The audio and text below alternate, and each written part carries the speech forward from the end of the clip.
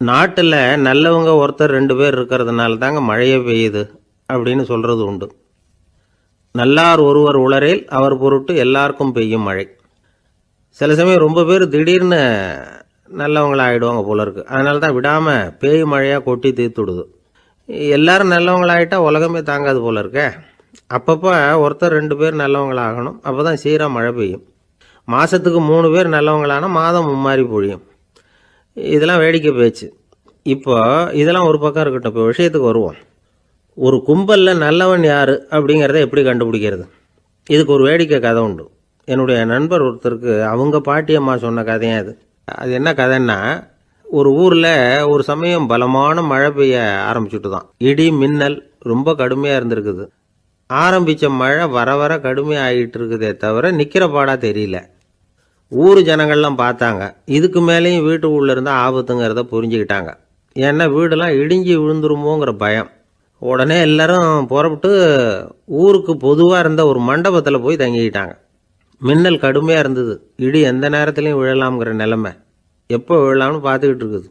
அந்த மண்டபத்தில் இருந்த ஜனங்கள் மனசுக்குள்ளே ஒரு பயம். நம்ம கூட்டத்தில் யாராவது ஒரு கெட்டவன் பாவம் பண்ணவன் இருந்தால் கூட இடி இந்த மண்டபத்தில் விழுந்துரும். அது எல்லாருக்கும் ஆபத்து அப்படின்னு நினச்சாங்க. சரி, இதுக்கு என்ன பண்ணலாம் அப்படின்னு யோசனை பண்ணாங்க. அந்த கூட்டத்தில் ஒரு பெரியவர் இருந்தார். அவர் ஒரு யோசனை சொன்னார். இதை பாருங்கள், அதுக்கு ஒரு வழி இருக்குது. அதோ எதிர்த்தாப்பில் கொஞ்சம் தூரத்தில் ஒரு உயரமாக மரம் ஒன்று இருக்குது பாருங்கள். பொதுவாக இடி சுலபமாக விழறது அது மாதிரி உயரமான மரத்தில் தான். நம்ம கூட்டத்தில் இருக்கிறவங்க எல்லாரும் ஒவ்வொருத்தராக போய் அந்த மரத்தை தொட்டு விட்டு திரும்பி வந்துடணும். நம்மள பாவம் பண்ணவன் யாரோ அவன் அந்த மரத்தை தொடுற சமயத்தில் இடி விழுந்துடும். அவன் மட்டும் போயிடுவான். மண்டபத்தில் இருக்கிற நாமெல்லாம் பொழைச்சிக்கலாம் அப்படின்னு ஐடியா கொடுத்தார் அந்த பெரியவர். இது நல்ல யோசனையாக பட்டது. எல்லாரும் ஒத்துக்கிட்டாங்க. ஒவ்வொருத்தராக போய் அந்த மரத்தை தொட்டு விட்டு திரும்பி வந்தாங்க. இடி எதுவும் விழலை. இன்னமும் பாவம் பண்ண ஆசாமி அதை போய் தொடலை போல இருக்கு அப்படின்னு நினச்சிக்கிட்டாங்க. ஒவ்வொருத்தராக போகிறாங்க. எல்லாரும் போய் தொட்டுவிட்டு வந்தாச்சு. இன்னும் ஒரே ஒரு ஆசாமி தான் பாக்கி. கடைசியாக இருந்த அந்த ஆள் பயந்துட்டான். இது வரைக்கும் இடி விழலைன்னா இப்போ என்ன அர்த்தம்? இப்போ நாம தான் பாக்கி, நாம தான் தப்பு பண்ண ஆள் போல இருக்குது அப்படின்னு நினச்சிட்டான். அதனால் துணிச்சலாக போய் தொடுறதுக்கு பயந்தான். தயங்கிக்கிட்டே இருந்தான். இருந்தாலும் மற்றவங்கள்லாம் சும்மா இருப்பாங்களா? கட்டாயப்படுத்தி கழுத்தை பிடிச்சி தள்ளாத குறையா அவனை தள்ளி விட்டாங்க. போய் தொட்டுட்டு வாடான்னு. அவன் நடுங்கிக்கிட்டே போய் அந்த மரத்தை தொட்டான். அதே வினாடி ஒரு பயங்கரமான மின்னல் இடி விழுந்துட்டுது. எங்கே விழுந்தது தெரியுமா? அந்த ஆள் மேலே இல்லை, மண்டபத்தில் விழுந்தது. மண்டபத்தில் இருந்தவங்க பூரா காலி. அந்த ஒரு ஆள் மட்டும் பொழைச்சிக்கிட்டான். இந்த ஒரு ஆளை காப்பாற்றுறதுக்காக தான் இடி மண்டபத்தில் விழாமல் இருந்திருக்குது. இதுதான் கதை. அதனால் நல்லவங்க எப்படியும் தப்பிச்சுக்குவாங்க அப்படிங்கிறது ஒரு நீதி. ஒருத்தன் அப்படி தான் தெருவில் நடந்து போய்கிட்டு இருந்தான். ரொம்ப நல்லவன். எதிரில் ஒருத்தன் சைக்கிளில் வந்துக்கிட்டு இருந்தான். அதில் மோதி இவன் கீழே விழுந்துட்டான். சைக்கிள்காரன் உடனே இறங்கி இவனை தூக்கி விட்டான். இவன் எழுந்திரிச்சு அவனை முறைச்சி பார்த்தான். அப்படி பார்க்காதீங்க சார், நீங்கள் ரொம்ப புண்ணியம் பண்ணியிருக்கீங்க, அதுதான் இப்போ சைக்கிளில் மோதிக்கிட்டீங்க அப்படின்றான். என்ன அப்படி சொல்கிறேன் நானா? இவன் 10 நிமிஷத்துக்கு முன்னாடி நான் லாரி ஓட்டிகிட்டு வந்தேன், அப்போ நீங்கள் எதிரில் வந்திருந்தீங்கன்னா என்ன ஆயிருக்கும் அப்படின்னானா அவன். ஒரு பெரிய தத்துவ சிந்தனையாளர் இருந்தார், சுவாங் ட்சு அப்படின்னு பேர். அவருடைய மனைவி ஒரு நாள் திடீர்னு காலமாயிட்டாங்க. ஐயோ பாவம், அவர் ரொம்ப வருத்தப்படுவார், போய் ஆறுதலாக 4 வார்த்தை பேசிவிட்டு வரலாம் அப்படின்னு நினச்சிக்கிட்டு நிறைய பேர் அவரை தேடிட்டு வந்தாங்களாம். வந்தவங்களுக்கு ஆச்சரியம். ஏன்னா இவர் வருத்தப்பட்டுக்கிட்டு இருப்பார் அப்படின்னு தானே எதிர்பார்த்தாங்க. அப்படி இல்லை, தாளம் போட்டுக்கிட்டு உட்காந்துருக்கிறார். தாளத்துக்கு தகுந்த மாதிரி பாட்டு வேற பாடிக்கிட்டு இருக்கிறார். என்ன மனுஷன் அவர், கொஞ்சம் கூட கவலை இல்லாமல் இப்படி இருக்கிறாரு அப்படின்னு நினச்சாங்க. ஒருத்தர் துணிஞ்சு அவர்கிட்ட கேட்டுவிட்டார், என்னங்க இது இப்படி அப்படின்னு. அதுக்கு அவர் என்ன சொன்னார் தெரியுமா? இதை பாருங்க, என்னுடைய மனைவி பிறக்கிறதுக்கு முன்னாடி அவளுக்கு உயிரும் கிடையாது, உடலும் கிடையாது. அதுக்கு பிறகு தான் உயிர் வந்தது, உடல் வந்தது, அந்த உருவம் வந்தது. இப்போ என்ன ஆச்சு? அந்த உருவமும் உயிரும் போயிட்டுது, அவ்வளவுதானே. வந்தது போயிட்டுது. இளவேனில் காலம், இலையுதிர் காலம், பனிக்காலம், இப்படி பருவங்கள் மாறி மாறி வருது இல்லையா? அது மாதிரி பிறப்பும் இறப்பும் மாறி மாறி வருது. இது இயற்கை. இதுக்காக அழுதா அது எப்படி அப்படின்னாராம். ஞான தெளிவு அடைஞ்சவங்களுக்கு எல்லாமே சுகம்தான். திருவள்ளுவரும் அதை தான் சொல்கிறார், உறங்குவது போலும் சாக்காடு, உறங்கி விழிப்பது போலும் பிறப்பு. தூங்கிறதுக்கெல்லாம் நாம் வருத்தப்பட்டுக்கிட்ட இருக்கிறோமா? இன்றைக்கி தூங்க வேண்டியிருக்குதே, இன்னும் கொஞ்சம் நேரத்தில் நான் தூங்க வேண்டியிருக்கு அப்படின்னு சொல்லி யாராவது அழுதுகிட்டு இருப்பாங்களா? அதனால் இந்த உலக வாழ்க்கையினுடைய இயல்பை யதார்த்தத்தை நாம் தெளிவாக புரிஞ்சுக்கணும். அப்படி புரிஞ்சுக்கிட்டா நாம் கவலை இல்லாமல் வாழ முடியும். ஒரு வயசான தாத்தா பாட்டி 60 வருஷத்துக்கு முன்னாடி அவங்களுக்கு கல்யாணம் ஆச்சு, ஒன்றாவே வாழ்ந்தாங்க, ஒன்றாவே இறந்து போனாங்க. இப்போ அவங்க 2 பேரும் சொர்க்கத்துக்கு போய் சேர்ந்தாங்க. அங்கே எல்லா வசதியும் இருந்தது. ஒரு பெரிய பங்களாவே இவங்களுக்கு ஒதுக்கி கொடுத்தாங்களாம். இதுக்கு எவ்வளவு வாடகைன்னு கேட்டார் தாத்தா. வாடகையெல்லாம் கிடையாது, இலவசம் அப்படின்னார் அங்கே இருந்தவர். அந்த வீட்டுக்கு பின்னாடி ஒரு பெரிய புல்வெளி இருந்தது. இதில் விளையாட ஏதாவது கட்டணம் உண்டான்னு கேட்டிருக்கார் தாத்தா. அதெல்லாம் ஒன்றும் கிடையாது, பணம்லாம் கட்ட வேண்டியதில்லை அப்படின்னார் அவர். பக்கத்தில் ஹோட்டல் மாதிரி ஒரு பெரிய கட்டடம், உள்ள சாப்பாட்டு மேஜைகள், அது மேலே விதவிதமான பலகாரங்கள். சாப்பாட்டுக்கெல்லாம் எவ்வளவு அப்படின்னு விசாரிச்சாராம் தாத்தா. அதுதான் சொன்னேனே, இங்கே எல்லாமே இலவசம்தான், எது வேணும்னாலும் சாப்பிட்லாம், எவ்வளவு வேணும்னாலும் சாப்பிட்லாம் அப்படின்னாராம். நீங்கள் சொல்கிறீங்க அப்படி, ஆனால் நான் சர்க்கரை சேர்த்துக்கக்கூடாது, உப்பு சேர்த்துக்கக்கூடாது, பாட்டி கையால் எப்பவும் பத்திய சாப்பாடு தான் அப்படின்னாராம் தாத்தா. இதை பாருங்கள், இங்கே உங்களுக்கு அந்த கவலையும் வேண்டியதில்லை. இங்கே நீங்கள் ஸ்வீட்டு சாப்பிட்லாம், காரம் சாப்பிட்லாம், உங்களுக்கு எந்த நோயும் வராது அப்படின்னாராம் அங்கே சொர்க்கத்தில் இருந்தவர்.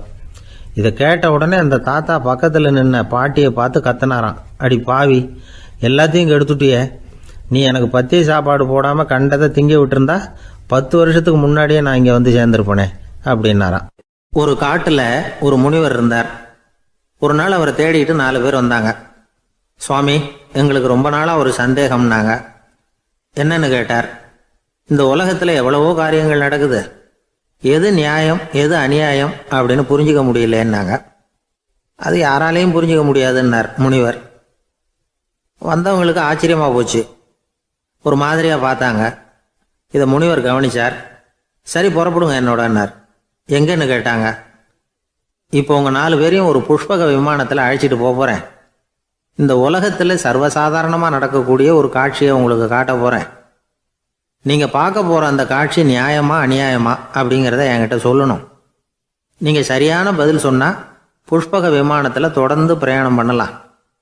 தவறான பதில் சொன்னால் இந்த புஷ்பக விமானம் உங்களை கீழே தள்ளி விட்டுரும் அப்படின்னார்.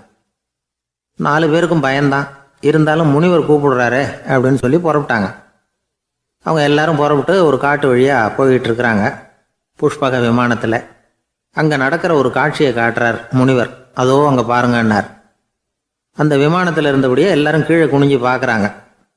அங்கே ஒரு தாய் புலி அப்போ தான் குட்டி போட்டிருக்கு. குட்டிகளை ஈன்ற உடனே பசிக்கு இறை தேடி அந்த பக்கமாக வருது. அதே நேரம் ஒரு தாய் மான், அதுவும் அப்போ தான் குட்டி போட்டிருக்கு. அதுவும் இதே மாதிரி குட்டிகளை ஈன்ற உடனே பசிக்கு இறை தேடி அந்த பக்கமாக வருது. இப்போ அந்த புலி அந்த மானை அடித்து போட்டுடுது. அதுவும் சாப்பிடுது, குட்டிகளுக்கும் கொடுக்குது. இப்போ அந்த புலிக்குட்டிகள் முகத்தில் மகிழ்ச்சி, தாயை இழந்த அந்த மான் குட்டிகள் முகத்தில் துக்கம். இப்போ அந்த முனிவர் 4 பேர்கிட்டையும் கேட்குறார், நீங்கள் இங்கே பார்த்தீங்களே, இதில் எது நியாயம் எது அநியாயம்? ஒவ்வொருத்தராக சொல்லுங்கள். உங்கள் பதில் சரியில்லைன்னா இந்த விமானம் உங்களை கீழே தள்ளி விட்டுரும், சொல்லுங்கள் பார்க்கலாம்னார். முதல்ல ஒருத்தன் சொன்னான், அந்த புலி செஞ்சது சரிதாங்க, அது பசிக்கு அதுதான் ஆகாரம், தன்னுடைய பசிக்கு தானே இறை தேடிக்கிட்டுது, அதில் என்ன தப்பு, அவ்வளவுதான், அதனால் புலி செஞ்சது நியாயம்தான் அப்படின்னா. அவ்வளவுதான், அந்த விமானம் அவனை அப்படியே கீழே தள்ளி விட்டுட்டுது. அதனால் அவன் கொடுத்த பதில் சரியில்லை அப்படிங்கிறது புரிஞ்சு போச்சு. இப்போ 2வது ஆள் சொன்னான், புலி செஞ்சது பாவம், அந்த தாய்மான் என்ன தப்பு பண்ணிச்சு, இப்போ அந்த குட்டிகளுக்கு யார் ஆதரவு, அதனால் புலி செஞ்சது அநியாயம் அப்படின்னா. அவ்வளவுதான், அவனையும் கீழே தள்ளி விட்டுட்டுது அந்த விமானம். இந்த பதிலும் சரியில்லை அப்படின்னு ஆயிட்டுது. இப்போ 3வது ஆள் வந்தான். முதல்ல 2 பேர் கீழே விழுந்ததை பார்த்துக்கிட்டு இருந்தான்.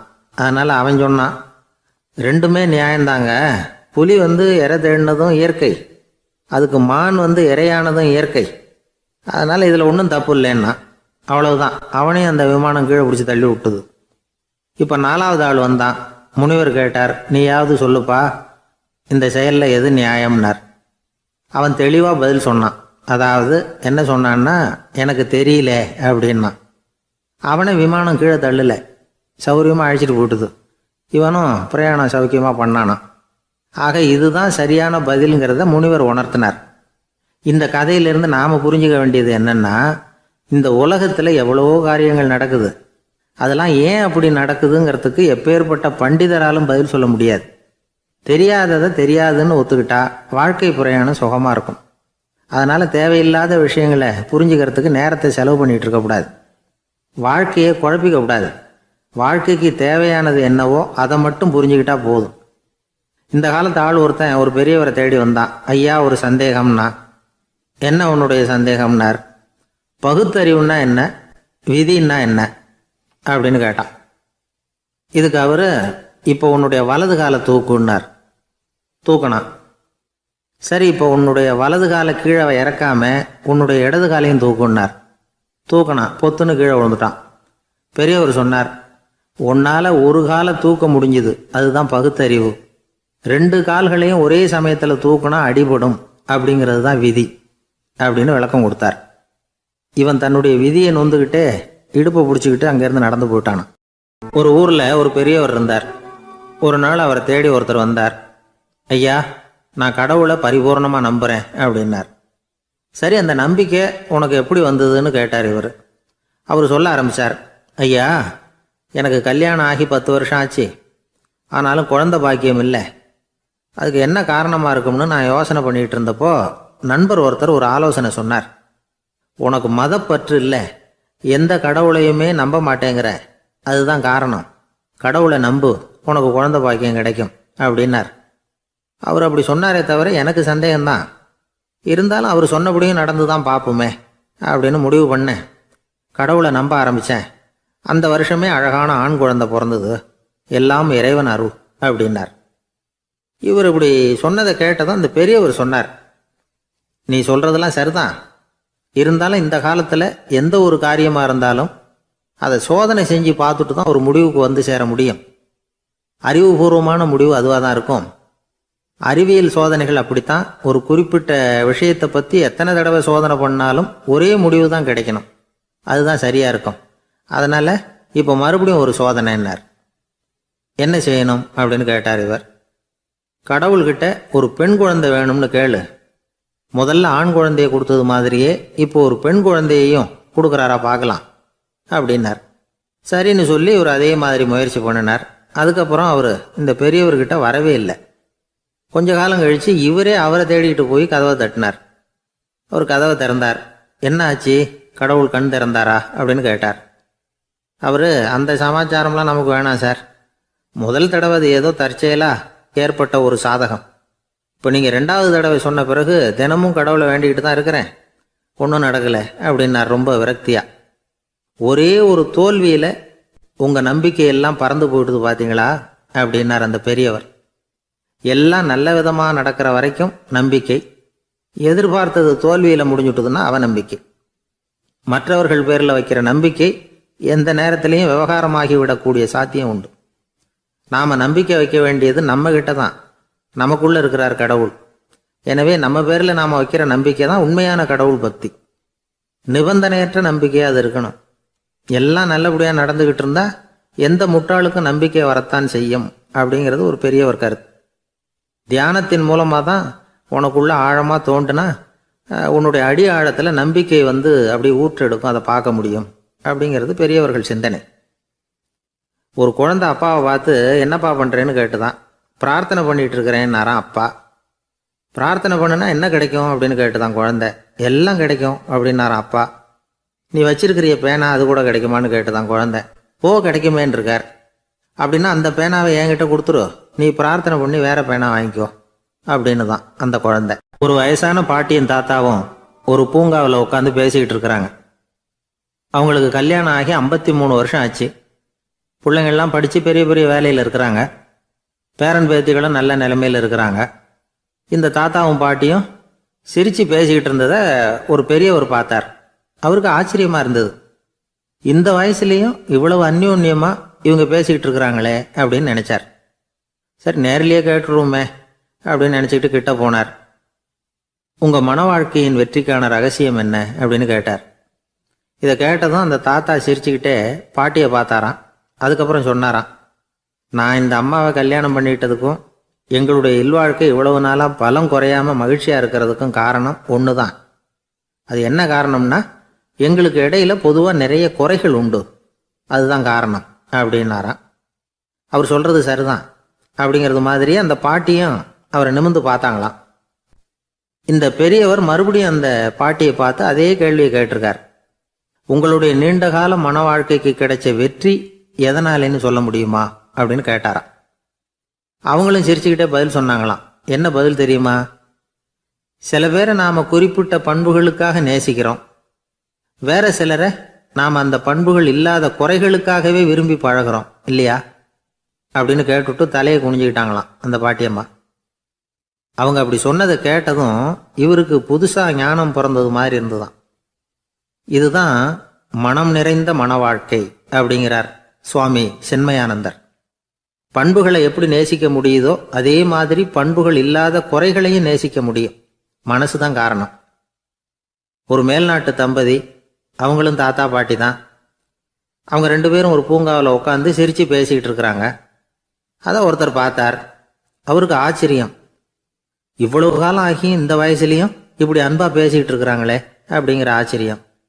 கிட்ட நெருங்கி போனாரு. கேட்டார், ஏன் தாத்தா உங்களுக்கு கல்யாணம் ஆகி எவ்வளவு வருஷம் ஆச்சுன்னார்.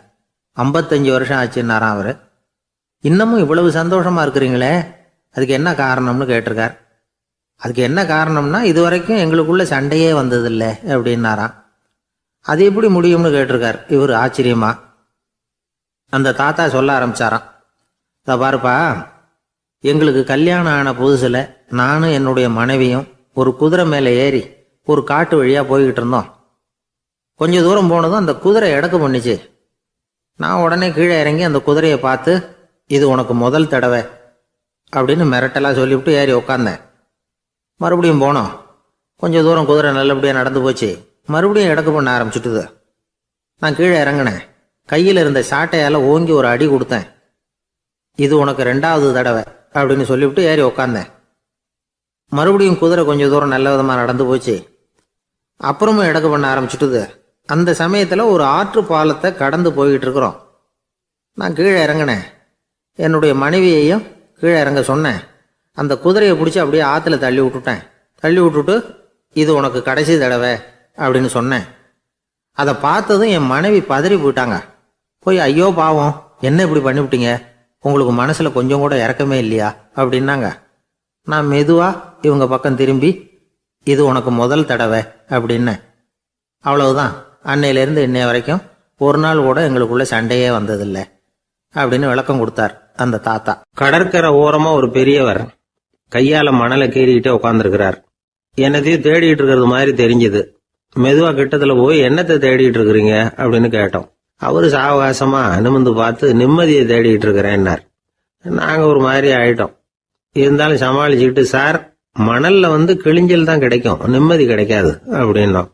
சரி, இன்னைக்கு வசமா நம்ம கிட்ட ஒரு ஆள் மாட்டிக்கிட்டார் அப்படின்னு நினைச்சு அவர் பக்கமா போய் உட்காந்துக்கிட்டு கதை சொல்ல ஆரம்பிச்சிட்டோம். ஒரு பெரிய மன்னர் இருந்தார். அவருக்கு எல்லா வசதியும் இருந்தது. இருந்தாலும் ஒரே ஒரு குறை. அது என்னன்னா, நிம்மதி இல்லைங்கிற குறை. அரண்மனையில தினமும் கலை நிகழ்ச்சி, நாட்டியம் எல்லாம் நடந்துகிட்டு தான் இருந்தது. இருந்தாலும் நிம்மதி இல்லை. சரி, நிம்மதி எங்க கிடைக்கும் அப்படின்னு தேட ஆரம்பிச்சார். உடனே அதுக்கான முயற்சிகள்ல தீவிரமா இறங்கினார். நாட்டுல உள்ள தத்துவ மேதைகளை எல்லாம் கூப்பிட்டுட்டு வர சொன்னார். எல்லாரும் சேர்ந்தாங்க. அவங்கள பார்த்து, நிம்மதி எங்க இருக்குது அப்படின்னு விசாரிச்சார். அவங்களுக்கு அது தெரிஞ்சா ஏன் இப்படி ராஜா முன்னாடி நின்றுட்டு இருக்க போறாங்க? ராஜாவோட கேள்விக்கு ஒவ்வொருத்தரும் ஒவ்வொரு மாதிரி விளக்கம் கொடுக்க ஆரம்பிச்சிட்டாங்க. எந்த பதிலும் ராஜாவுக்கு திருப்தி அளிக்கக்கூடிய அளவுக்கு இல்லை. சரி, போயிட்டு வாங்கன்னு சொல்லி அவங்கள எல்லாம் அனுப்பி வச்சுட்டார். ஒரு நாள் அவர் மாளிகையில உப்பருகையில நின்றுட்டு இருக்கிறார். அந்த சமயத்துல தெருவுல ஒரு பிச்சைக்காரன் ரொம்ப உல்லாசமா பாட்டு பாடிக்கிட்டே போய்கிட்டு இருக்கிறான். குரல்ல ஒரு சந்தோஷம், நடையில ஒரு மிடுக்கு. அவன்கிட்ட கொஞ்சம் கூட கவலை இருக்கிறதா தெரியல. உடனே ராஜா அதை பார்த்தார். ஏவலாளிகளை கைதட்டி கூப்பிட்டார். உடனே ஓடி போய் அந்த பிச்சைக்காரனை இங்க அழைச்சிட்டு வாங்கன்னு உத்தரவு போட்டார். இவங்க உடனே ஓடி போய் அவனை கூப்பிட்டாங்க. அரண்மனைக்கு வாழ்ந்தாங்க. அவன் வரல. அரண்மனைக்குள்ள அடி எடுத்து வைக்க மாட்டேன்னு சொல்லிவிட்டான். ராஜா கிட்ட விஷயத்தை சொன்னாங்க. அவருக்கு ரொம்ப ஆச்சரியம், இப்படி ஒரு ஆள் இருக்கிறானா அப்படின்னு. சரி, அவன் என்னதான் சொல்றான் அப்படின்னு விசாரிச்சார். இவங்க மறுபடியும் தெருவுக்கு போய் கேட்டாங்க. என்ன பார்க்கணும்னா, ராஜா விருப்பப்பட்டாருன்னா அவரை வேணும்னா இங்க வர சொல்லுங்க அப்படின்னு சொல்லிவிட்டான். அதை ராஜா கிட்ட சொன்னாங்க. அவருக்கு கோபம் வரல. இவ்வளவு சுதந்திர உணர்வோடு இருக்கிறவன் சாதாரண ஆளா இருக்க முடியாது அப்படின்னு நினைச்சார். உடனே கிடுகிடுன்னு இறங்கி தெருவுக்கு வந்தார். பிச்சைக்காரங்கிட்ட போனார். நீ கவலைப்படாம சந்தோஷமா பாடிட்டு போறியே, அது எப்படி முடியுது உன்னால அப்படின்னு கேட்டார். ஏன் அப்படி கேக்குறீங்கன்னு அவன், அதுக்கு இல்ல, எனக்கு அரண்மனையில எவ்வளவோ சுகபோகங்கள்லாம் இருக்கு, இருந்தாலும் நிம்மதி இல்ல. இது ஏன்னு எனக்கு தெரியல. இந்த தேசத்துல உள்ள அறிஞர்களை எல்லாம் கூப்பிட்டு கேட்டு பார்த்துட்டேன், அவங்களுக்கும் தெரியல. உன்னை கேட்டா தெரியும்னு நினைச்சேன், அதனாலதான் சந்திக்கிறதுக்கு ஆசைப்பட்டேன். ஆனா நீ வரமாட்டேன்னுட்டியே அப்படின்னார். பிச்சைக்காரன் கடகடன்னு சிரிக்க ஆரம்பிச்சுட்டான். மகிழ்ச்சிக்கும் உங்களுக்கும் தடையா இருக்கிறது இந்த மாளிகை தான். இதை விட்டுட்டு வெளியில வந்துட்டா நிம்மதி தேடிட்டு வந்துரும்னா. நான் அரசன், எனக்குன்னு கடமைகள் இருக்கு, அதையெல்லாம் விட்டுட்டு எப்படி வர முடியும்னார் ராஜா. ரெண்டும் ஒரே நேரத்துல கிடைக்கணுங்கிறது முடியாத காரியம். உங்க சுகபோகத்துக்கு விலையாதான் உங்க நிம்மதியை கொடுத்துக்கிட்டு இருக்கிறீங்க. என்ன பாருங்க, என்கிட்ட எதுவும் இல்லை, அதனால எதுவும் போயிடுமோங்கிற பயமும் இல்ல, நிம்மதியா இருக்கிறேன் அப்படின்னா அவன். ராஜா உடனே சந்தோஷப்பட்டு தன்னுடைய மேலங்கியை எடுத்து அவனுக்கு பரிசா கொடுத்தாரான். அவன் சிரிச்சுக்கிட்டே அதை வாங்க மாட்டேன்னு விட்டானான். இதை நீங்க எனக்கு கொடுக்கறதுனால எந்த பயனும் இல்லை, அதே நேரத்துல அதை வாங்கிட்டேன்னா அடுத்த வினாடியிலிருந்து அதை எப்படி காப்பாத்துறதுங்கிற கவலை எனக்கு வந்து சேர்ந்துரும், அப்புறம் தூக்கம் வராது, நிம்மதி போயிடும் அப்படின்னானா. சொல்லிவிட்டு அவன் பாட்டுக்கு சந்தோஷமா பாடிக்கிட்டே போயிட்டான். நிம்மதி எங்க இருக்குங்கிறதையும் ராஜா தெரிஞ்சுக்கிட்டார். அந்த இடத்துக்கு தன்னால போக முடியாதுங்கிறதையும் அவர் புரிஞ்சுக்கிட்டார். இப்படி இந்த கதைய அந்த கடற்கரையில மணலை கீறிக்கிட்டே உட்கார்ந்துருந்தார அந்த பெரியவர்கிட்ட சொல்லி முடிச்சோம். அவர் முகத்துல ஒரு தெளிவு தெரிஞ்சது. எங்களை நிமிர்ந்து பார்த்தார். ரொம்ப நன்றிங்க, இப்ப எனக்கு தெரிஞ்சு போச்சு, நிம்மதி வேணும்னா அதுக்கு என்ன பண்ணணும்னு இப்ப நல்லா புரிஞ்சுக்கிட்டேன் அப்படின்னார். என்ன புரிஞ்சுக்கிட்டீங்கன்னு கேட்டோம். இனிமே இந்த பக்கம் வந்தா உங்க கண்ணுல படாத இடமா பார்த்து உட்காரணும்னு புரிஞ்சுக்கிட்டேன் அப்படின்னார். ஒரு ஊர்ல ஒரு ஆள் இருந்தான், தையல் கடை வச்சிருந்தான். அவங்கிட்ட ஒருத்தன் ஒரு சட்டை துணி எடுத்து கொடுத்து தைக்க சொல்லியிருந்தான். வர்ற சனிக்கிழமை வா, வந்து வாங்கிட்டு போ அப்படின்னு அவன் சொல்லியிருந்தான். அதே மாதிரி இவன் வந்தான். அவன் தச்சு வச்சிருந்த சட்டையை கொடுத்தான். இவன் வாங்கி அங்கேயே போட்டு பார்த்தான். கை நீளம் ஒண்ணுக்கு ஒண்ணு வித்தியாசமா இருந்தது. வலது கை இடது பக்கத்தை விட நீளம் குறைச்சலா இருந்தது. அவன் முணுமுணுக்க ஆரம்பிச்சுட்டான், என்ன இது இப்படி தைச்சுட்டியேன்னு.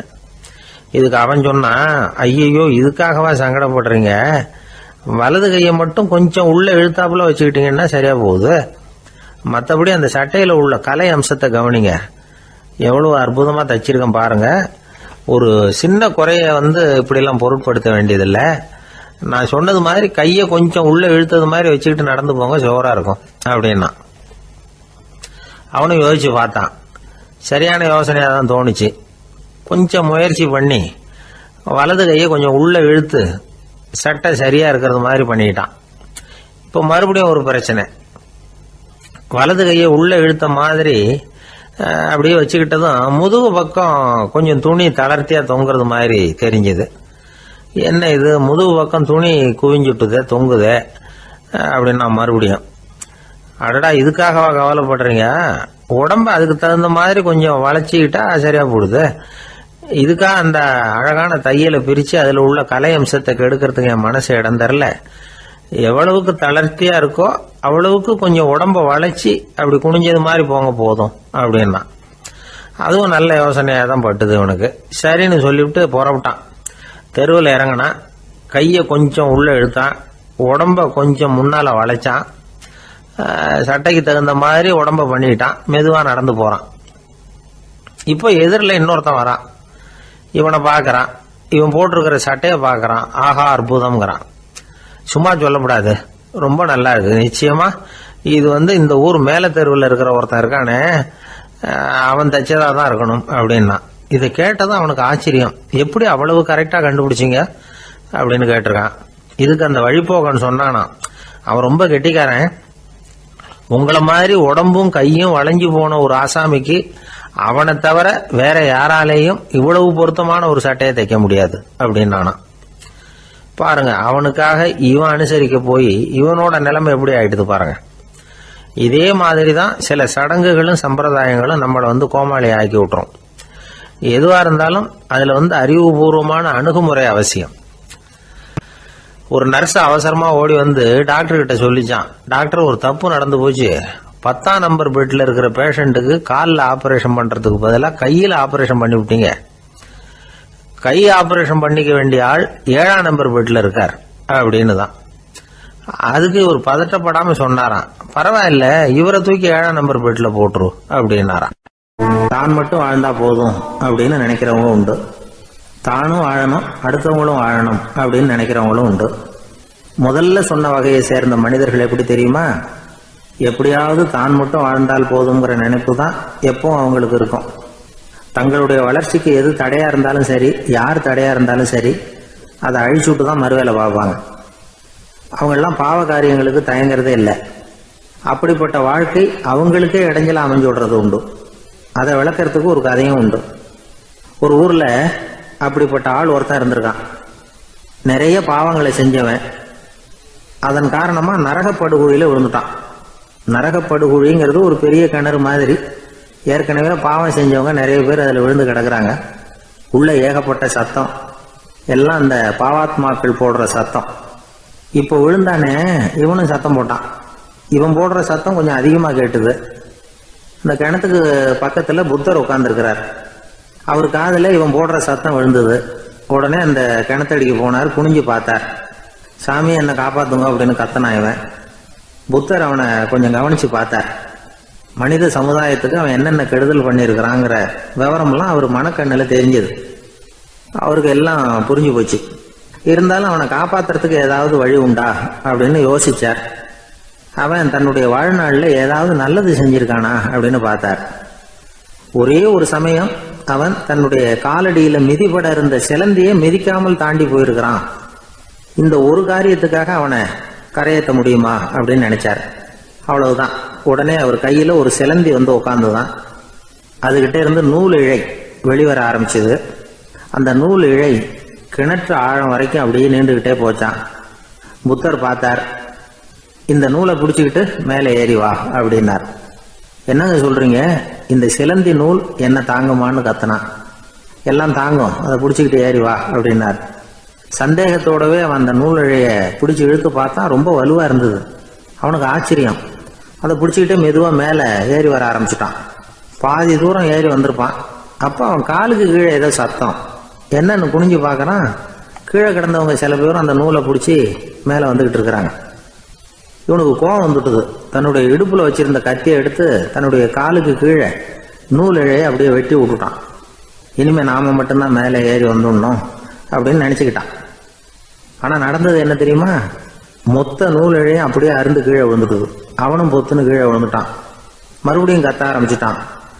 ஏற்கனவே அவன் செஞ்சிருந்த ஒரு சிறு கருணை அந்த நூல் இழைக்கு உறுதியை கொடுத்தது. இப்போ அவன் செஞ்ச பாவம் அந்த நூல் இழைய வலுவிழக்க செஞ்சுட்டுது. அடுத்தவங்களும் வாழணுங்கிற எண்ணம் அவனுக்கு இருந்திருந்தா இப்போ அவனும் கரையேறி வந்திருப்பான், மற்றவங்களும் சௌக்கியமாக வந்து சேர்ந்திருப்பாங்க. அதனால நாமும் வாழணும், அடுத்தவங்களும் வாழணும் அப்படின்னு நினைக்கிறவன் வாழ்க்கையில சீக்கிரம் முன்னுக்கு வந்துடுவான். ஒருத்தன் ஒரு டாக்டர் கிட்ட போனான். மருந்து வாங்கினான். வாங்கி கொண்டாந்து பேசாம வச்சுட்டான், சாப்பிடல. அப்புறம் எதுக்காகப்பா போய் அவர்கிட்ட மருந்து வாங்கினேன் அப்படின்னு கேட்டாங்க. டாக்டர் வாழணும் இல்லையா, அதனாலதான் அப்படின்னா. அவர் கொடுத்த மருந்தை நீ ஏன் சாப்பிடல அப்புறம் அப்படின்னு கேட்டாங்க. நான் வாழணும் இல்லையா, அதுக்காக தான் அப்படின்னா. ஒரு ஊர்ல ஒரு ஆள் இருந்தான். அவன் ஒரு நாள் கோயிலுக்கு போனான். கடவுள்கிட்ட வேண்டிக்கிட்டான், எனக்கு ஒரு 1,00,000 ரூபா நீ கொடுத்தா நான் உன் சன்னதியில் ஒரு தேங்காய் உடைக்கிறேன் அப்படின்னு வேண்டிக்கிட்டான். கடவுள் பார்த்தார். உடனே அவன் கண் முன்னாடி தோன்றினார். இந்தா நீ கேட்ட 1,00,000 ரூபாய் அப்படின்னு சொல்லி அவன் கையில் பணத்தை கொடுத்துட்டு மறைஞ்சிட்டார். இவனால் நம்பவே முடியல. இவ்வளவு சுலபமாக கிடைக்கும்னு தெரிஞ்சிருந்தா அனாவசியமாக ஒரு தேங்காய் உடைக்கிறேன்னு வேண்டியிருக்க வேண்டியது இல்லையே அப்படின்னு நினச்சான். இருந்தாலும் வேண்டுதலை நிறைவேற்ற வேண்டியது கடமை. அதுக்காக என்ன பண்ணான், பக்கத்தில் ஒரு கடைக்கு போனான். ஒரு தேங்காயை கையில் எடுத்தான். இது என்ன விலைன்னு கேட்டான். 5 ரூபான்னார் கடையில் இருந்தவர். அதிகமாக இருக்குதே விலைன்னா. அப்படின்னா ஒன்று செய்யுங்க, அடுத்த ஊருக்கு போங்க, அங்கே தென்னந்தோப்பு அதிகம், அதனால் அங்கே இதை விட குறைஞ்ச விலைக்கு கிடைக்கும் அப்படின்னார். சரின்னு அடுத்த ஊருக்கு கிளம்புனான். அங்கே போய் விசாரித்தான். ஒரு தேங்காய் 3 ரூபாய் விலைன்னாங்க. இதுவும் அதிகமாக தெரியுதேன்னா. அப்படின்னா ஒன்று செய்ய, அதோ அந்த ஆற்று ஓரமாக ஒரு தென்னை மரம் இருக்கு பார், அதில் நீயே ஏறி பறிச்சுக்கோ, ஒரு தேங்காய்க்கு 1 ரூபா கொடுத்தா போதும் அப்படின்னார் அந்த தோப்புக்கு சொந்தக்காரரு. இவனுக்கு மரம் ஏற தெரியாது. இருந்தாலும் ஆசை யாரை விட்டுது, விலை சல்லிசாக இருக்குதே. ஆற்று ஓரம் போனால் தட்டு தடுமாறி அந்த மரத்தில் ஏறினா அந்த தென்னை மரம் வளைஞ்சி ஆற்று பக்கம் போய் அப்புறம் நிமிர்ந்து இருந்தது. அதாவது மரத்தின் உச்சி சரியாக ஆற்றுக்கு நடுவில் இருந்தது. ஆற்றுல வெள்ளம் கரைபுரண்டு ஓடிக்கிட்டு இருக்கு. இவன் கடவுள் கொடுத்த 1,00,000 ரூபாயை மடியில் வச்சு இறுக்கி கட்டிக்கிட்டான். உச்சிக்கு போய் காய் பறிக்கிற சமயத்தில் காற்று மழையும் பலமாக கலந்து அடிக்க ஆரம்பிச்சுட்டுது. கால் வழுக்கி விட்டுட்டுது. இவன் சடார்னு ஒரு தென்னை மட்டையை பிடிச்சிக்கிட்டு தொங்க ஆரம்பிச்சிட்டான். கீழே பயங்கரமான வெள்ளம். மடியில் 1,00,000 ரூபா பணம். என்ன செய்கிறதுன்னு தவிக்கிறான். இந்த சமயம் கரையில் ஒரு யானை பாகன் யானையை குளிப்பாட்டிக்கிட்டு இருக்கிறான். அது அவன் கண்ணில் பட்டுது. ஐயா ஒரு உதவின்னு கத்துனான். அவன் என்ன செய்யணும்னு கேட்டான். உன் யானையை மெதுவாக இங்கே அழைச்சிட்டு வா, எனக்கு நேராக கீழே நிறுத்து, என் காலை பிடிச்சி மெதுவாக கீழே இறக்கி விட்டுரு, என் மடியில் இருக்கிற பணத்தில் உனக்கு 10,000 ரூபா தரேன் அப்படின்னா. அவன் பார்த்தான். காலை கையை பிடிச்சா கூட எவனும் இந்த காலத்தில் 10 ரூபாய்க்கு மேலே தரமாட்டேங்கிறான். இவன் காலை பிடிச்சா 10,000 தர்றேங்கிறான் அப்படின்னு யோசனை பண்ணான். உடனே யானையை கொண்டுட்டு போனான். அவனுக்கு நேராக கீழே நிறுத்தினான். அவன் காலை பிடிச்சான். அவ்வளவுதான். அந்த நேரம் பார்த்து யானை மெதுவாக நடந்து அப்பால் போட்டுது. இப்போ யானை பாகன் அவன் காலை கெட்டியாக பிடிச்சிக்கிட்டு தொங்குறான். பரிதாபமாக மேலே பார்க்குறான். அவன் மட்டையை பிடிச்சிக்கிட்டு தொங்குறான். இப்போ யானை பாகன் சொல்கிறான், தம்பி மட்டையை விட்டுறாத, கெட்டியாக பிடிச்சிக்கோ, நான் உனக்கு 10,000 ரூபா தரேன், இதோ மடியில் தான் வச்சுருக்கேன்னா. மேலே தொங்குறவனுக்கு இந்த நிலைமையிலேயும் ஒரு சந்தோஷம், மேற்கொண்டு ஒரு 10,000 ரூபா நமக்கு கிடைக்கும் போல இருக்கே அப்படின்னு. இந்த சமயத்தில் ஒருத்தன் ஒட்டகத்தை ஓட்டிகிட்டு வந்தான் அந்த பக்கமாக குளிப்பாட்டுறதுக்கு. யானை பாகம் பார்த்துட்டான். ஐயா ஒட்டகக்காரரே, அதை இங்கே கொண்டுட்டு வா, எங்கள் காலை பிடிச்சி பத்திரமா இறக்கி விடு, நாங்கள் பணம் கொடுக்குறோம்னா. அவனும் பணத்துக்கு ஆசைப்பட்டு வந்தான். அவன் காலை பிடிக்கிற சமயம் ஒட்டகமும் நழுவி போட்டுது. இப்போ 3 பேருமே வரிசையாக தொங்குறாங்க. ஒட்டகக்காரன் கத்துறான், தம்பி மட்டையை விட்டுறாத, கெட்டியாக பிடிச்சிக்கோ, நான் என் மடியில் இருக்கிற 5,000 உனக்கு தந்துடுறேன்னா. மேலே தொங்குறவனுக்கு இன்னமும் சந்தோஷம், இவனும் பணம் தர்றேங்கிறான் அப்படின்னா இன்றைக்கி நமக்கு மொத்த பண வரவு எவ்வளவு அப்படின்னு ஒவ்வொன்றா கூட்டி பார்க்க ஆரம்பித்தான். மனக்கணக்கு சரியாக வரல. அதனால் அப்படியே விரலை விட்டு எண்ண ஆரம்பித்தான். அவ்வளவுதான். மட்டையை விட்டுட்டு கை நழுவி வந்துட்டுது. 3 பேரும் பொத்துன்னு ஆற்றுல விழுந்தாங்க. படாத பாடுபட்டு தட்டு தடுமாறி கரைக்கு வந்து சேர்ந்தாங்க. 3 பேர் மடியில் இருந்த பணமும் ஆற்றோட போட்டுது. பேராசை பெருநஷ்டம் அப்படின்னு ஒரு பழமொழி இருக்குல்ல, அதை விளக்கறதுக்காக சொல்லப்பட்ட கதை இது. இந்த காலத்தில் ஒருத்தர் ஒரு நீச்சல் குளத்தில் நீச்சல் அடிச்சுக்கிட்டு இருக்கிறார். காவலுக்கு இருந்தவர் அதை கவனிச்சுட்டார். கரையிலேருந்து சத்தம் போட்டாராம், இதோ பாருங்க, இங்கே ராத்திரி 8 மணிக்கு மேலே நீச்சல் அடிக்கிறது சட்டப்படி குற்றம், அதுக்கு அனுமதி கிடையாது, தெரியாதா உங்களுக்கு அப்படின்னாராம்.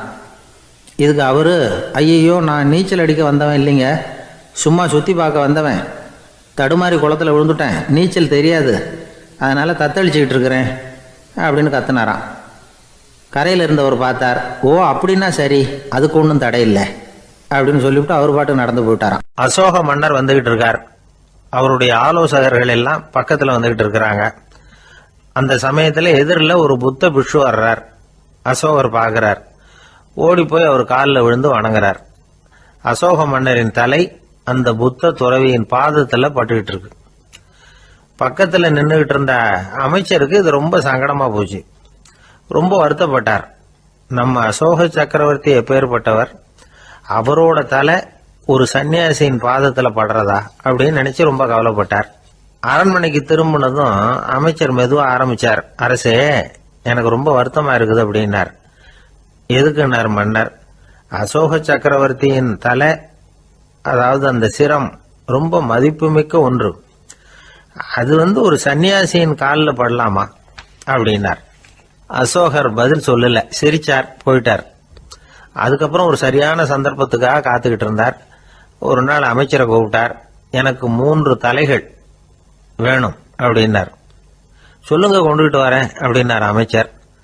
அசோகர் சொன்னார், முதல்ல எனக்கு தேவையானது ஒரு ஆட்டின் தலை, 2வது ஒரு புலியின் தலை, 3வது ஒரு மனிதனின் தலை. இதுதான் அசோகர் கேட்டது. எங்க இருந்தாலும் கொண்டு வாங்கன்னார். அமைச்சர் புறப்பட்டார். ஆட்டுத்தலை புலித்தலை கிடைச்சிட்டுது. அப்புறமா ஒரு சுடுகாட்டுக்கு போய் ஒரு மனித தலையும் சேகரம் பண்ணிட்டு ராஜா கிட்ட வந்துட்டார். அரசே, உங்கள் ஆணைப்படி 3 தலைகளையும் கொண்டு வந்திருக்கிறேன்னார். அசோகர் பார்த்தார். ரொம்ப நல்லது, இப்ப இது 3ஐயும் எடுத்துக்கிட்டு போய் சந்தையில வித்துட்டு வாங்க அப்படின்னார். அமைச்சர் அதுகளை எடுத்துக்கிட்டு சந்தைக்கு போனார். முதல்ல ஆட்டுத்தலை நல்ல விலைக்கு வித்து போச்சு. நல்ல விலை கொடுத்து வாங்கிட்டு போட்டாங்க. அடுத்தபடியா புலி தலைய ஒருத்தர் வாங்கிட்டார். அதை பாடம் பண்ணி வீட்டில் மாட்டி வைக்கலாமே அப்படின்னு நினைச்சு அதையும் வாங்கிட்டு போட்டார். மனித தலையை மட்டும் ஆகிறதுக்கு யாரும் முன் வரல. எல்லாரும் அதை பார்த்துட்டு விலகி போக ஆரம்பிச்சாங்க. அமைச்சர் திரும்பி வந்தார். அரசே, இந்த தலையை மட்டும் யாரும் வாங்க மாட்டேங்கிறாங்க அப்படின்னார்.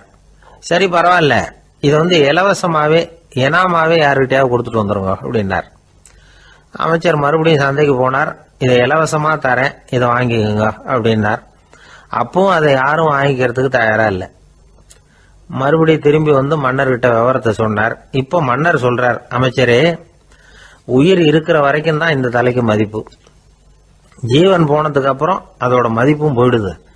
அதனால மதிப்பு இருக்கும் பொழுதே பெரியவர்கள் பாதம் பணிந்து அந்த புனிதத்தை பெற்றுக்கொள்ளணும் அப்படின்னார்.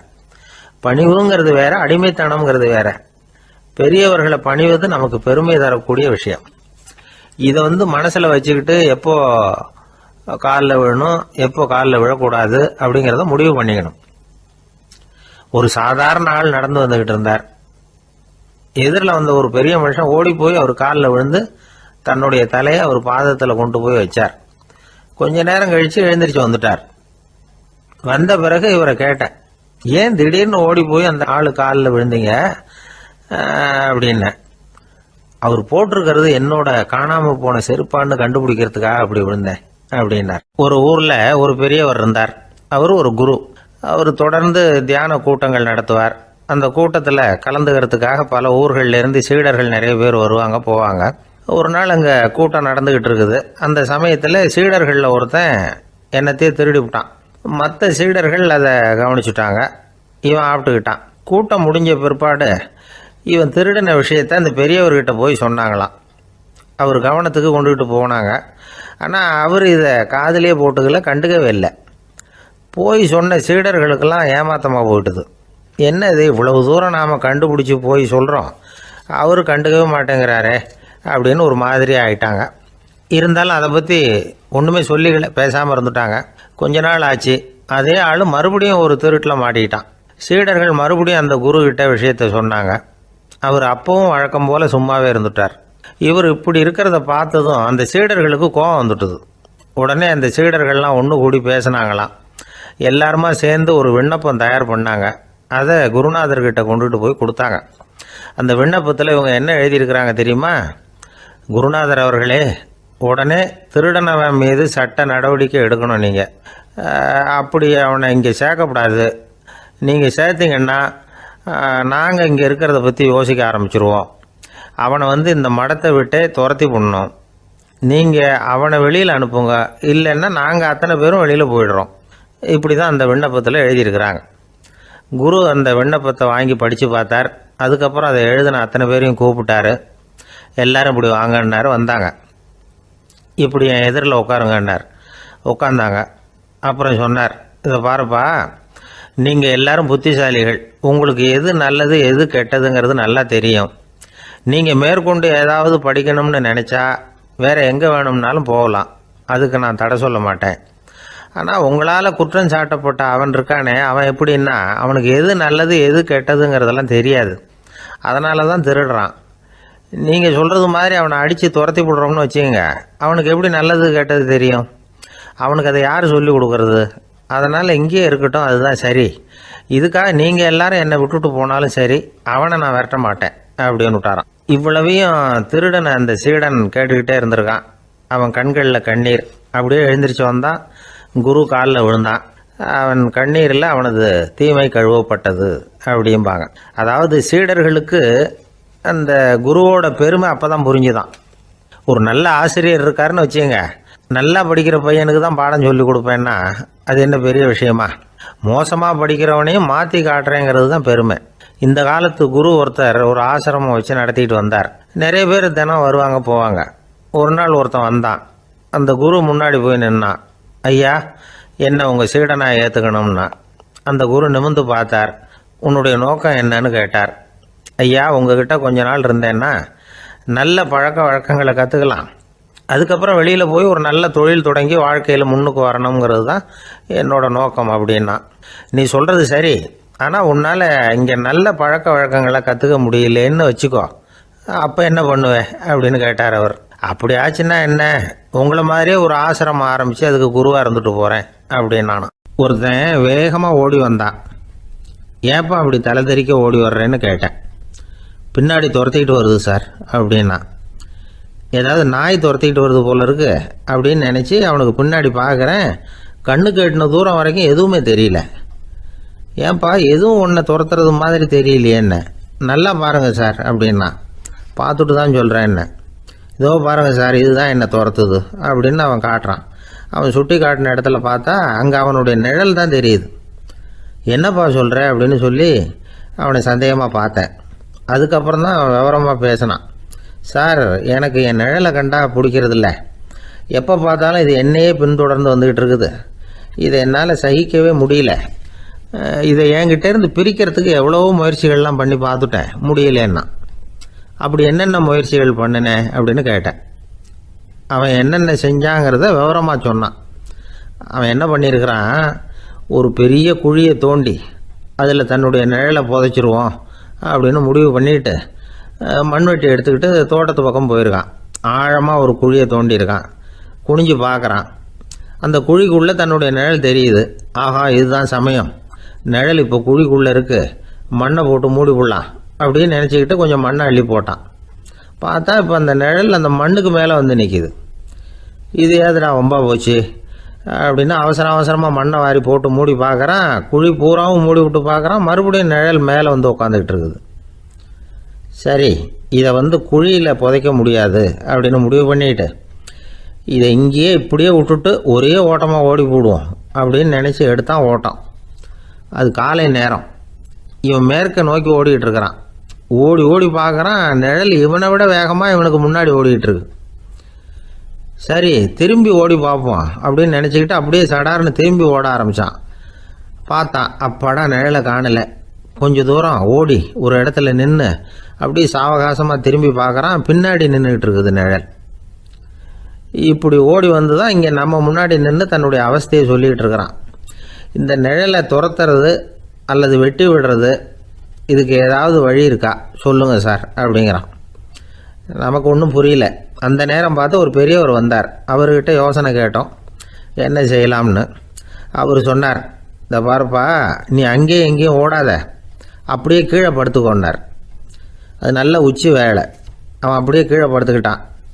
இப்போ அப்படி இப்படின்னு திரும்பி பார்க்குறான், நிழலை காணலை. அவன் இப்போ தான் நிம்மதியாக இருந்தான். இப்போ அந்த பெரியவர் சொன்னார், எல்லா மனிதர்களுமே இப்படி தான் ஓடிக்கிட்டு இருக்கிறாங்க. நான் எனது அப்படிங்கிற ஆணவம் தான் அவங்கள துரத்திக்கிட்டு இருக்கு. அதை விட்டுட்டு ஓடணும்னு நினச்சாலும் அது முன்னாடி வந்து நிற்கிது. பரம்பொருளை நோக்கி ஓடுறப்போ இந்த ஆணவம் பின்னாடி வந்துவிடுது. பரிபூர்ண சரணாகதிங்கிற நிலையில் அது முழுசுமாக மறைஞ்சு விடுது. தன்னை உணர்கிற வேலை அது. அந்த நேரம் மனிதனுக்கு விடுதலை உணர்வு ஏற்படுகிற நேரம் அது. அப்படிப்பட்ட சுதந்திர மனிதர்களாக எல்லாரும் மாறி போயிட்டாங்கன்னா இந்த உலகமே இன்பமயம் அப்படின்னு ஒரு விளக்கம் கொடுத்தார் பெரியவர். நம்மால் ஒருத்தர் வேகமாக ஓடி வந்துக்கிட்டு இருந்தான். ஏன்டா அப்படி ஓடி வர்ற அப்படின்னு கேட்டார் எதிரில் வந்தவர்.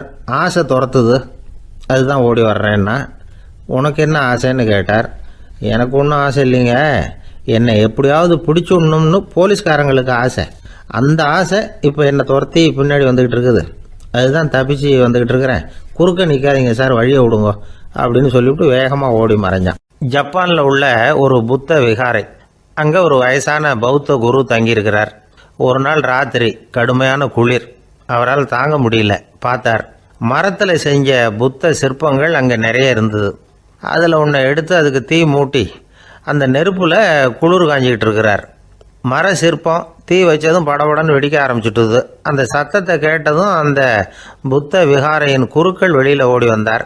இவர் ஆனந்தமாக குளிர் காஞ்சிக்கிட்டு இருக்கிறார். அவரால் பொறுத்துக்க முடியல. தெருவில் தெரிஞ்சுக்கிட்டு இருந்த அந்த பெரியவரை இங்கே தங்க அனுமதித்ததே அவர் தான். இவர் இப்படி பண்ணுறாருன்னு நினச்சிக்கிட்டே அவரை கோபமாக பார்த்தார். ஏன் இப்படி கோபமாக பார்க்குறீங்க, இப்படி வந்து உட்காருங்க அப்படிங்கிறாரு இவர். அவருக்கு இன்னமும் கோபம் வந்துட்டுது. எங்கள் கடவுளை எரிச்சுட்டீங்களே அப்படின்னு சத்தம் போட்டாராம். அப்படியா அப்படின்னு கேட்டுக்கிட்டே அந்த சாம்பலை கிளறினார் இவர். என்ன செய்கிறீங்கன்னு கேட்டிருக்காரு அவர். நான் எலும்புகளை தேடுறேன்னாராம். நீங்கள் ஒரு பைத்தியம், இது ஒரு மர சிற்பம், இதில் எலும்புகள் கிடையாது அப்படின்னாராம். அவருக்கு கோபம் வந்துட்டுது.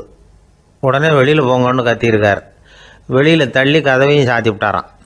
மறுநாள் காலையில் கதவை திறந்து பார்த்தா அந்த வயசான பெரியவர் ஒரு மைல்கல் மேலே சில காட்டு பூக்களை வச்சு புத்தம் சரணம் கச்சாமின்னு சொல்லிக்கிட்டே இருக்கிறார். இவருக்கு சந்தேகமாக போட்டுது. கிட்ட போனார். என்ன செஞ்சுக்கிட்டு இருக்கீங்கன்னு கேட்டார். இது என்னுடைய காலை நேர பிரார்த்தனைனாராம். நிஜமாகவே நீங்கள் ஒரு பைத்தியமாக தான் இருக்கணும், ஏன்னா அது ஒரு மைல்கல் அப்படின்னாராம். இப்போ அந்த பெரியவர் சொன்னாராம், நீங்கள் ஒரு மரத்தை புத்தராக நினைக்கும் பொழுது நான் ஏன் ஒரு மைல்கல்ல புத்தராக நினைக்கக்கூடாது? நான் புத்தரை எரிக்கலாம், ஏன்னா அவரை நான் நேசிக்கிறேன். அந்த சிற்பம் மரத்தால் ஆனதுங்கிறது எனக்கு தெரியும். நான் ஒரு மைல்கல்லை தொழலாம், ஏன்னா அது எனது பூக்களை தாங்குது. நான் இந்த மைல்கல்லுக்குள்ளே மறைஞ்சிருக்கிற புத்தரை பார்க்குறேன். யாராவது ஒரு சிற்பி இதை சிலையாக்கினாதான் நீங்கள் புத்தரை பார்க்க முடியும். அன்னைக்கு ரொம்ப குளிராக இருந்தது. நான் எனக்குள்ளே இருக்கிற புத்தரையும் பாதுகாக்கணும். உள்ளே இருக்கிற புத்தரை காப்பாற்றுறதுக்காக வெளியில் உள்ள புத்தரை எரிக்கலாம், அதில் ஒன்றும் தப்பு இல்லை. அது அவருடைய போதனையிலேயே இருக்குது. உனக்குள் ஜோதியாக இரு அப்படிங்கிறது அவருடைய போதனை. என்னுடைய புத்தர் குளிரில் நடுங்கிட்டு இருந்தார். அந்த மர சிற்பங்கள் வெயில் மழையில் உணர்ச்சி இல்லாமல் இருந்தது, அதனால் அப்படி பண்ணினேன். ஆனால் நீங்கள் என்ன பண்ணீங்க?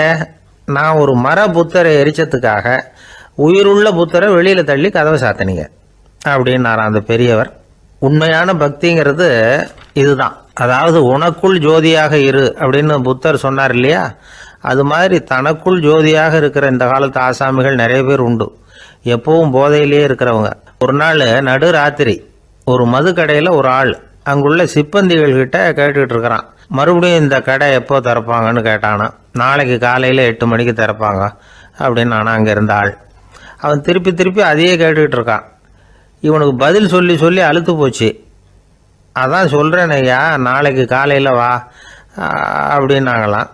அதுக்கு இவன், நான் வர்றதுக்காக கேட்கலையா, நேற்றுக்கு வந்தவன் உள்ளேயே மாட்டிக்கிட்டேன், வெளியில் போகிறதுக்காக கேட்டேன் அப்படின்னு நானும். ஒரு ஏரி ஓரமாக 2 பசங்க நடந்து போய்கிட்டு இருக்கிறாங்க. அதில் ஒருத்தன் பணக்கார வீட்டு பையன், இன்னொருத்தன் ஏழை. இவங்க 2 பேரும் போய்கிட்டு இருக்கிறாங்க. வழியில் ஒரு இடத்துல ஒரு ஜோடி செருப்பு இவங்க கண்ணில் படுது. ஒரு விவசாயி அந்த செருப்பை அங்கே விட்டுட்டு பக்கத்தில் இருந்த ஏரியில் கை காலை கழுவிட்டு இருக்கிறார். உடனே அந்த பணக்கார பையனுக்கு ஒரு ஐடியா. அவன் சொன்னானா, டேய், இப்போ ஒரு வேடிக்கை செய்யலாம். அந்த செருப்பு 2ஐயும் தூக்கி எட்டத்தில் வீசி எரிஞ்சிருவோம். அந்த ஆள் பார்த்துட்டு செருப்பை தேடி அல்லாடுவான், அங்கேயும் இங்கேயும் ஓடுவான், திருன்னு முழிப்பான். அதை பார்த்து நாம் ரசிக்கலாம், நல்ல தமாஷா இருக்கும் அப்படின்ட்டுருக்கான். இப்படி சொல்லிவிட்டு அந்த செருப்புகளை தூக்கத்துக்கு போனானா. கொஞ்சம் பொறு அப்படின்னானா அந்த ஏழை பையன். ஏன்னு கேட்டிருக்கான் அவன். இப்போ அந்த ஏழை பையன் சொன்னானா, நீ சொல்கிறது ஒன்றும் வேடிக்கை கிடையாது. உன்னோட செருப்பு தொலைஞ்சா உன் அப்பா உடனே உனக்கு வேறு செருப்பு வாங்கி கொடுத்துருவார். ஆனால் அந்த ஆளுக்கு இந்த செருப்பு தொலைஞ்சதுன்னா வேறு புதுசாக வாங்கிறதுக்கு வாயையும் வயத்தையும் கட்டி பணத்தை சேர்க்க வேண்டியிருக்கும். அதனால் நான் ஒரு வேடிக்கை சொல்கிறேன், அது மாதிரி செய், அது இன்னமும் தமாஷா இருக்கும் அப்படின்னானா.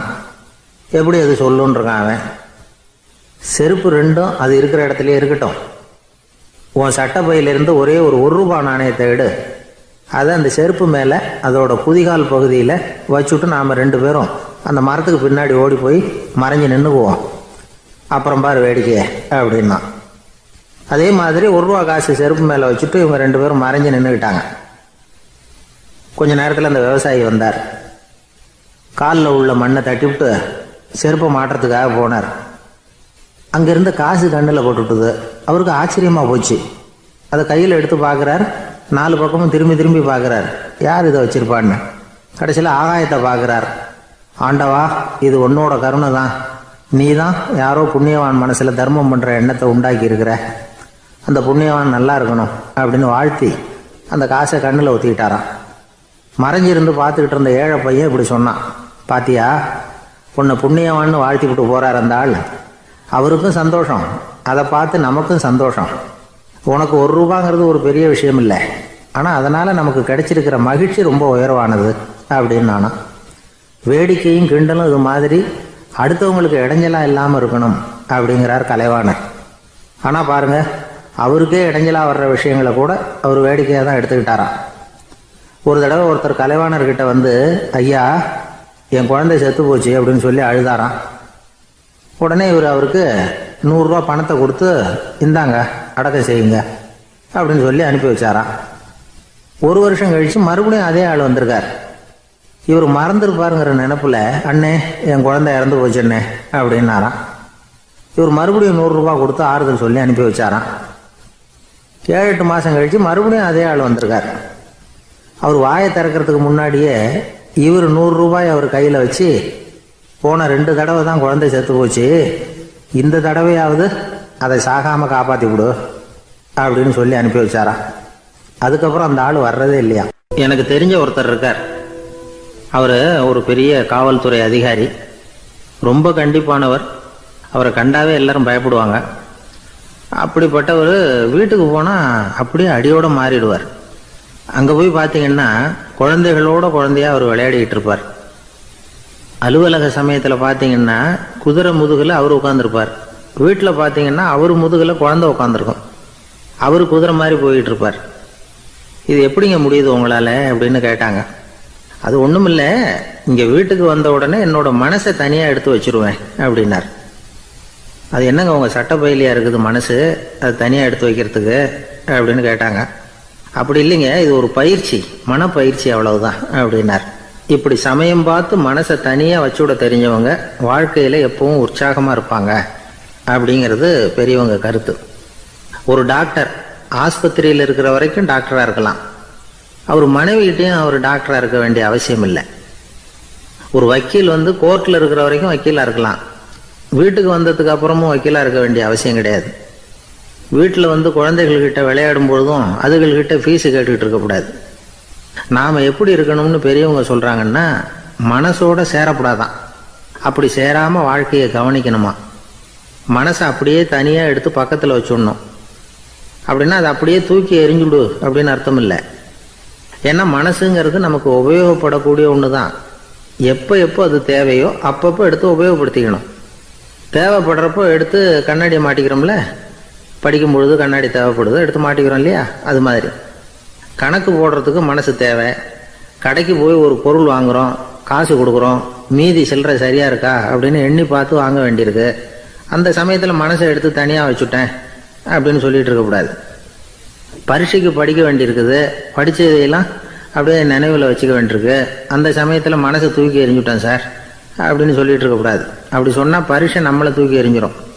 அதனால் தேவைப்படுறப்போ மனசை உபயோகப்படுத்தணும், தேவையில்லாதப்போ அதை தனியாக ஓய்வு எடுத்துக்க விட்டுடணும். இப்படி நாம் பழக்கப்படுத்திக்கிட்டா வாழ்க்கைங்கிறது நமக்கு புதுசாக தெரியுமா. மனசுக்கும் ஒரு சக்தி கிடைக்கும்.